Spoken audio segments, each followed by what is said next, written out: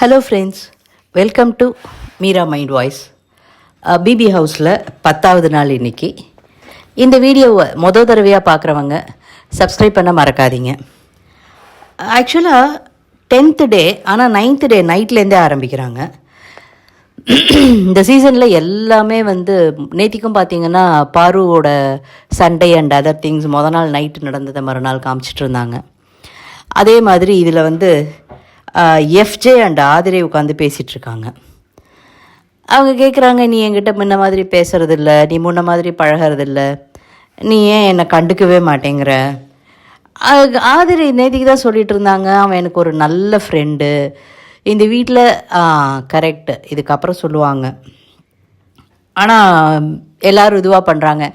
இவங்க என்ன சிக்னல் கொடுக்குறாங்க, என்ன பண்ணுறாங்கன்னு புரியலிங்க. இது எல்லாமே இந்த ஷோக்காக தாங்க, கண்டென்ட்டுக்காக தான். இருக்கிறவங்க அத்தனை பேருமே வெளியில் ஆள் இருக்குங்கிறாங்க. ஆனால் இங்கே எனக்கு ஒன்று பிடிச்சிருக்கு, everybody needs a support system அப்படிங்கிற மாதிரி ஆதிரை சொல்லிகிட்டு இருந்தாங்க. உடனே அது முடிஞ்சதுன்னு பார்த்தா 12 மணிக்கு அரோராவும் துஷாரும் உட்காந்து அந்த ஃப்ளார் பெட் இருக்கும்ல, அதில் உட்காந்து அவங்க பண்ணிகிட்ருக்காங்க. நான் ரொம்ப வல்னரபிள், அதனால தான் நான் அங்கேருந்து நகர்ந்து போயிட்டேன், இல்லை நீ இப்படி பேசாத, இல்லை இது இல்லை அது இல்லை, என்னமோ 2 பேரும் மாற்றி மாற்றி கோட்வேர்டில் பேசிகிட்டு உட்காந்துட்ருக்காங்க. திரும்ப 12:15 பார்த்தா எஃப்ஜேவும் அரோராவும் பேசுகிறாங்க. ஏங்க என்னங்க நடக்குதுங்க? அவங்க சொல்கிறாங்க, உறவு கொண்டாடி. எஃப்ஜே சொல்லிட்டு இருக்காரு, இதை பாரு, உறவு கொண்டாடி ஃபேமிலி க்ரியேட் பண்ணி நம்ம இது பண்ணுறதுக்கு வரல, இங்கே நம்ம எல்லாரும் டாஸ்க் பண்ண வந்திருக்கோம். ஸோ நீ அதை அப்படியே ட்ரீட் பண்ணு. அங்கே பாரு துஷாரை கெமிக்கிட்ட இப்போ ஸ்கோர் பண்ணிகிட்ருக்கான், கெமிக்கிட்ட பேசிகிட்டு இருக்கான், அவனை போய் கெமியை உஷார் பண்ணுறான், இப்படியெல்லாம் பேசிகிட்டு இருக்காங்க. இவன் ஓன அழுது அவன் தோளில் சாஞ்சு, ஃபஸ்ட்டு கொஞ்சம் அரை மணி முன்னாடி தான் ஆதிரை சாஞ்சிட்டு இருந்தாங்க எஃப்ஜே தோளில், இப்போ அரோரா சாஞ்சு அழுதுட்டுருக்காங்க. அடுத்தது சபரி, கெமி எல்லாருமே அங்கேருந்து வந்துடுறாங்க. என்னடா ஏன்டா இப்படி பண்ண, எதுக்குடா அந்த புள்ள அழுது அப்படின்னு ஏதோ கேட்குறாங்க. திரும்ப 1 மணிக்கு பார்த்தா அரோராவும் துஷாரும் எஃப்ஜேயும் ஆதிரையும், அரோராவும் துஷாரையும் மட்டும்தான் இவங்க காட்டுறாங்க, ஃபோக்கஸ் பண்ணுறாங்க.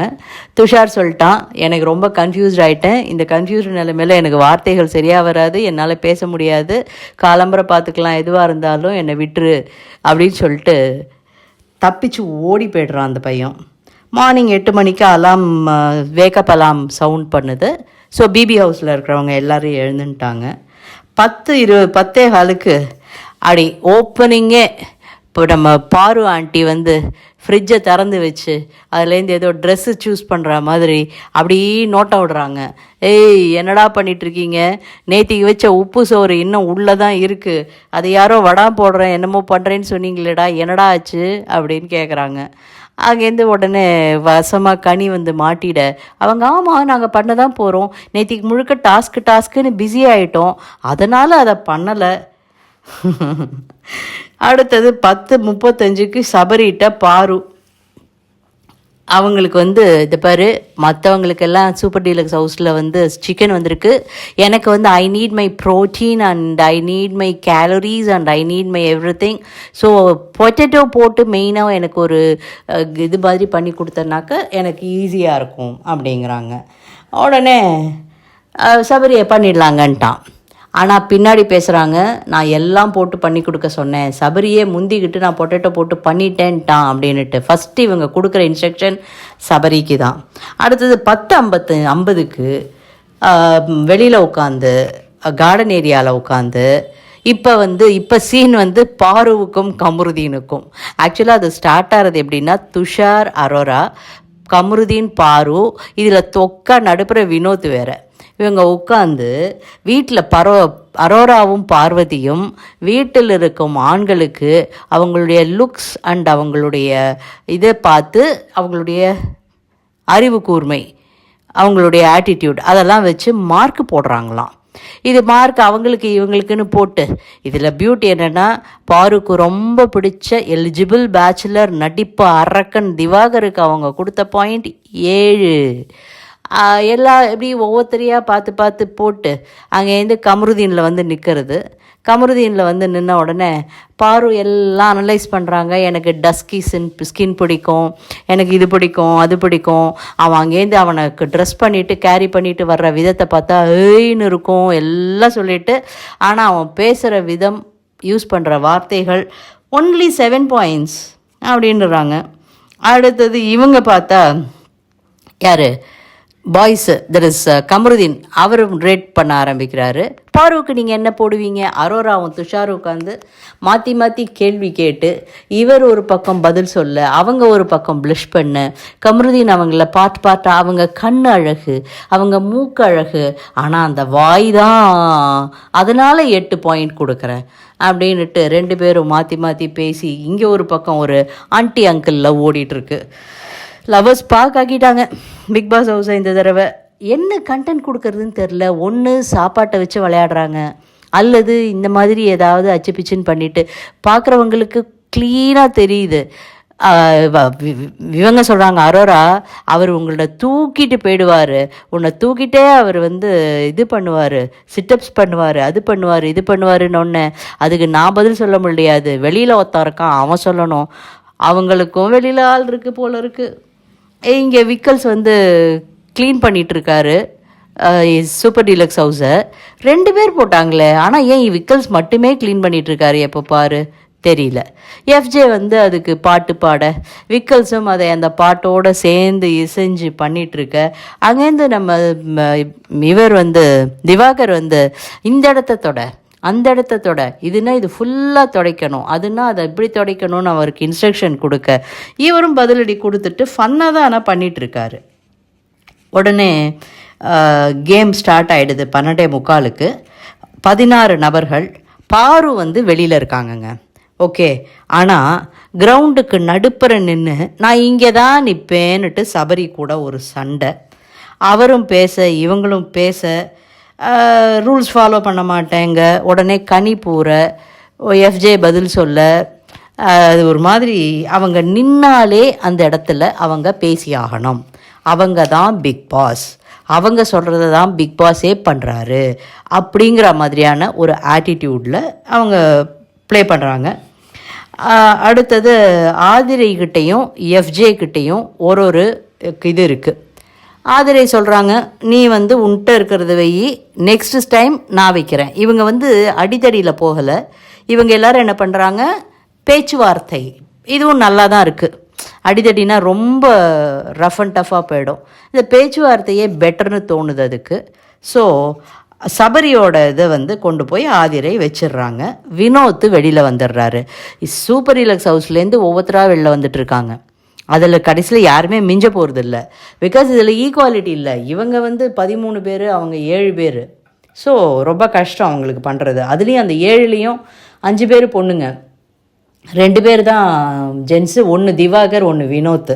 அது வினோத்தும் அவுட்டு. அடுத்த ரவுண்டு அரோரா அவுட்டு. அடுத்த ரவுண்டு பிக்பாஸ் சொல்கிறாரு, 2 பேர் வந்து பிக்பாஸ் வீட்டிலேருந்தும் 2 பேர் சூப்பர் டீலக்ஸ் ஹவுஸ்லேருந்தும் வெளியில் இருக்கீங்க.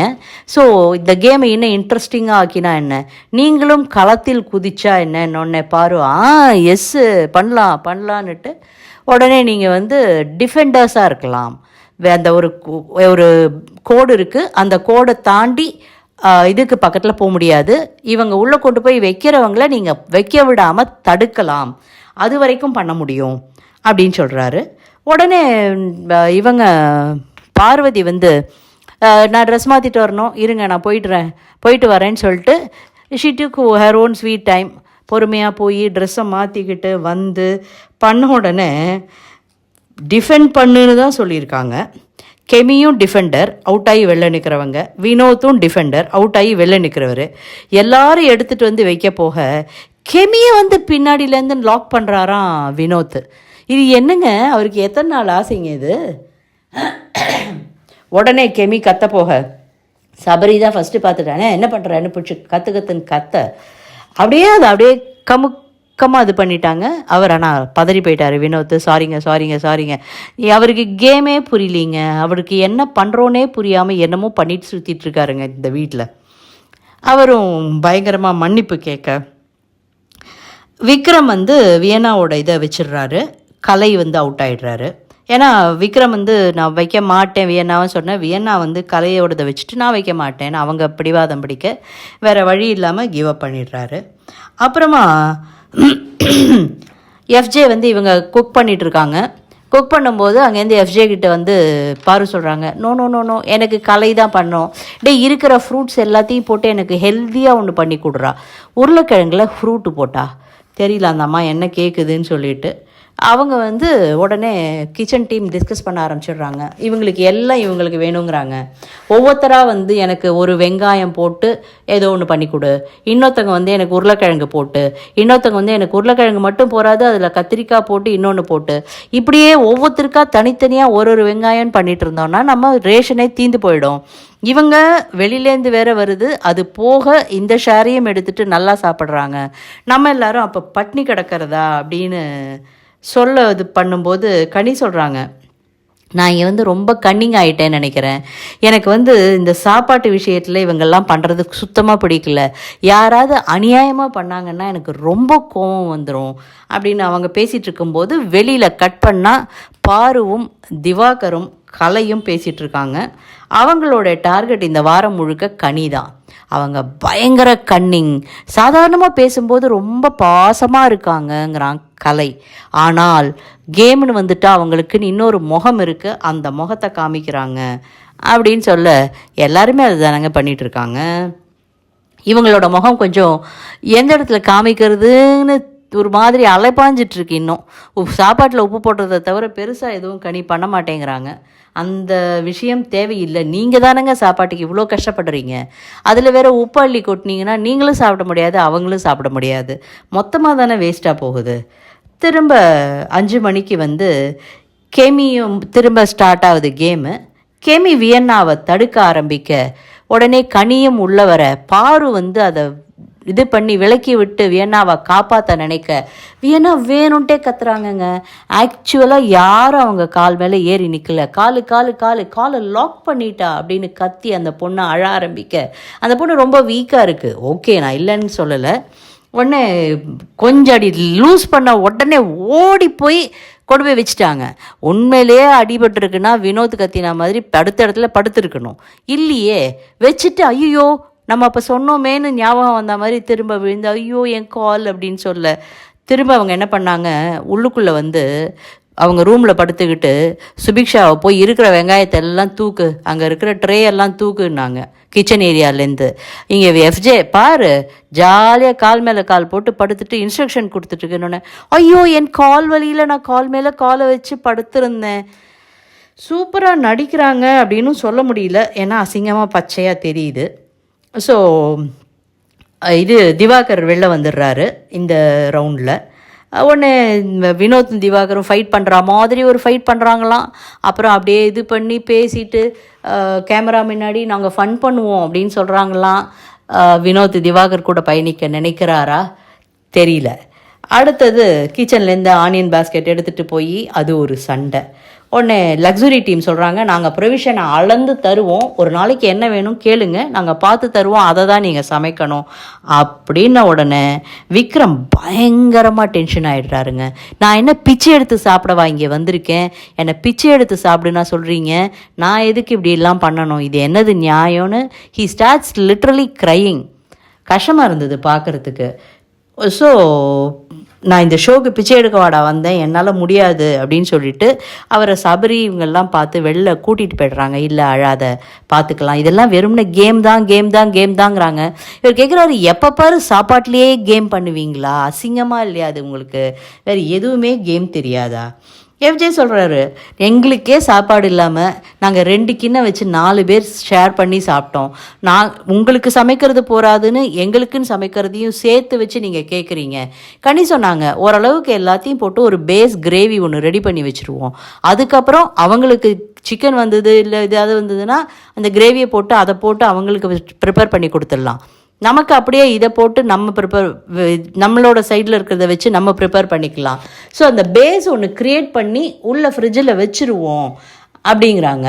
நீங்கள் எல்லாத்தையும் பண்ணி நீங்களே சாப்பிட்றீங்க அப்படின்னு இந்த சுபிக்ஷா பொண்ணுலாம் ஆரம்பிக்க இது எங்கெங்கேயோ சண்டை போய் வியன்னாவும் அரோராவும் சண்டை போட ஆரம்பிச்சிடுறாங்க. அரோரா சொல்கிறாங்க, இங்கே வந்து பாரு, அப்போ தான் இவங்க எல்லாம் சாப்பாட்டுக்கு எவ்வளோ கஷ்டப்படுறாங்கன்னு தெரியும்னு ஒன்று. வியன்னா வந்து நான் அங்கே இருப்பேன்னு சொல்லலை, சுபிக்ஷா தான் நான் இங்கே தான் இருப்பேன்னு சொல்லன்னு ஆரம்பிச்சு வியன்னா, அரோரா, சுபிக்ஷா, நந்தினி, ரம்யா, இவங்க 4 பேரும் சண்டை முத்திடுது. இதில் ரம்யா என்ன பண்ணிடுறாங்க, இவ தான் போகும்போது இது சொன்னா, போகும்போது அது சொன்னா, வர்றவங்க புதுசாக வராங்க, அவங்களுக்கு வந்து நாமினேஷன் ஃப்ரீ பாஸ் கொடுத்துடாதேன்னு சொன்னான்னு உடனே நம்ம பாரு ஆண்டி மூஞ்சியில் லைட்டாக ஒரு என்னது அப்படின்னு ஒரு பார்வை பெருசாக போகுது. நான் இந்த இடத்துல உறவுலாம் தேடி வந்திருக்கேன்னு ரம்யா சொல்ல, அரோரா, எனக்கு நான் இங்கே உறவுலாம் தேடி வரல, நான் இங்கே கேம் விளையாட வந்திருக்கேன். அப்புறம் ஏமா நீ கொரியன் பையன் பின்னாடியே சுற்றுற அப்படின்னு சொல்லி இது பண்ண ஃபைட்டு போயிட்டே இருக்குது. நாமினேஷன் ஃப்ரீ பாஸை பற்றி, அதை பற்றி, இதை பற்றி எல்லாம் போயிட்டுருக்கு. வெளியில் உட்காந்து சுபிக்ஷா கிட்ட சொல்கிறா ரம்யா, அப்பா இவ என்னம்மா கேம் விளையாடுறா அரோராவை அப்படின்னுட்டு. ஆனால் ரம்யா, சுபிக்ஷா இவங்கெல்லாம் சொன்னாங்க, நாங்கள் அந்த வீட்டுக்கு போக மாட்டோம், நாங்கள் இந்த வீட்டில் தான் இருப்போம்னுட்டு.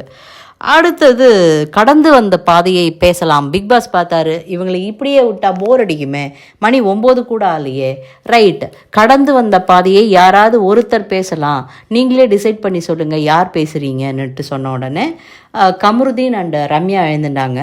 ரம்யா சொல்லிட்டாங்க, இல்லை நான் பேசுகிறேன், எனக்கு வேணும், இன்றைக்கி நடந்த நிகழ்வுகள்னால நான் இன்னும் நெகிழ்ந்து போயிருக்கேன், ஐ நீட் திஸ் ஸ்பேஸ்ன்னு சொல்லி அவங்க பேசுகிறாங்க.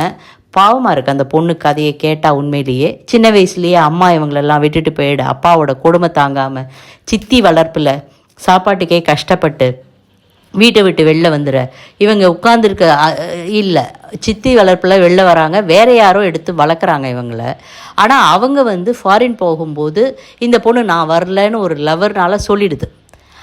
அவன் என்ன பண்ணிடுறான், இந்த பொண்ணை விட்டுட்டு வேற ஒருத்தி கூட போயிடுறான். இந்த பொண்ணு எல்லாத்தையும் இழந்து வெளியில் நிற்கும்போது ஒரு திருநங்கை அவங்கள கூட்டிகிட்டு போய் ஒரு ஹோமில் சேர்த்து விட்டுட்டு, ஒரு ஹாஸ்டலில் சேர்த்து விட்டுட்டு ஒரு இடத்துல வேலை வாங்கி கொடுத்துருக்காங்க.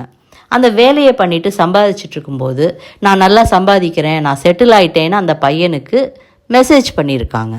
திரும்ப அந்த பையன் வந்து, இல்லை இதிலெல்லாம் சம்பாத்தியம் போகாது, நீ வெளில வா, நான் உன்னை வந்து டான்ஸ் இதுக்கு கூட்டிகிட்டு போகிறேன், நிறைய சம்பளம் கிடைக்கும் அப்படின்னு சொல்லி, டெய்லி பேசிஸில் நிறைய கிடைக்கும்னு சொல்லி கூட்டிகிட்டு போய் அங்கே இன்னொரு பொண்ணையும் அழைச்சிட்டு வந்து, இவளும் ஆடுவோம் உன் கூட அப்படின்னு சொல்லி அந்த பொண்ணோட அவன் க்ளோஸாக இருந்திருக்கான். சரின்னு இவங்க வேணான்னு விட்டுட்டு வெளியில் வந்துடுறாங்க. திடீர்னு ஒரு நாள் அந்த பொண்ணு ஃபோன் பண்ணி அவன் ஜெயிலில் இருக்கான்னு உடனே அவனை எப்படியாவது வெளியில் கொண்டு வரணுங்கிறதுக்காக மட்டும் இது வேலை பண்ணுற இடத்துலேருந்து பைசாவை கொஞ்சம் கலெக்ட் பண்ணிவிட்டு போய் அவனை காப்பாற்ற அவன் வெளியில் வந்த உடனே கேட்டிருக்கான், இவ்வளோ பைசா கலெக்ட் பண்ணுறதுக்கு நீ என்ன பண்ணினேன்னு ஒரு மாதிரியாக. இதில் நிறைய கட் பண்ணிட்டாங்க போல இருக்குது, ஏன்னா ஆல்ரெடி முன்னாடி சொன்ன கதைகள்லையே அப்படியே போட்டதுக்கே நிறைய கமெண்ட்ஸ் வந்ததை பார்த்துருப்பாங்கன்னு நினைக்கிறேன். சொன்ன உடனே நீ எனக்கு தேவையே இல்லைன்னு வெளியில் வந்துட்டாங்க. அதுக்கப்புறமா பிக் பாஸ் வீட்டுக்குள்ளே வந்திருக்காங்க.